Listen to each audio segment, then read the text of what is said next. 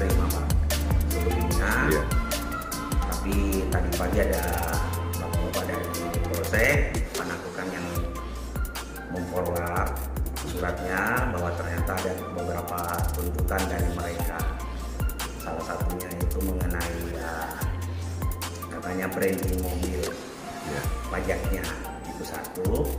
Yang kedua mengenai sebenarnya yang kalau yang ini lebih tepatnya ke urusan internalnya perusahaan mengenai adanya driver yang prioritas maupun non prioritas seperti itu. Terus yang menurut Bapak yang mereka tuntut ini apa benar seperti itu?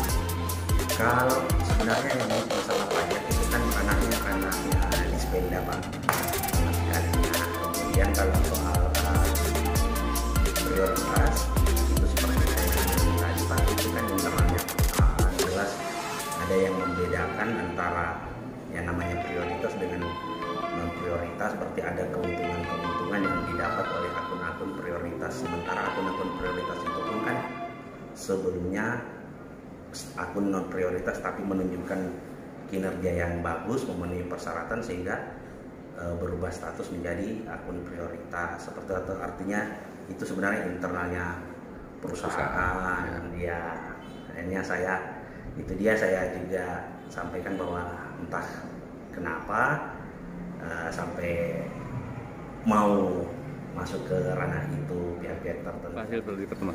Jadi yang kita sampaikan ini adalah pelanggaran-pelanggaran yang dilakukan oleh pihak manajemen Maxim dalam hal ini. Itu sudah tersampaikan dan diterima dan akan disikapi seperti itu mungkin Pak. Disikapi, kita kasih tenggang waktu, mudah-mudahan secepatnya bisa direalisasikan. Apa rencananya ke depannya? Kalau dia tidak melaksanakan apa tuntutan kami akan turun dengan massa mungkin yang lebih banyak. Dan masalah hukumnya mungkin saya akan naikkan. Seperti itu. Terima kasih.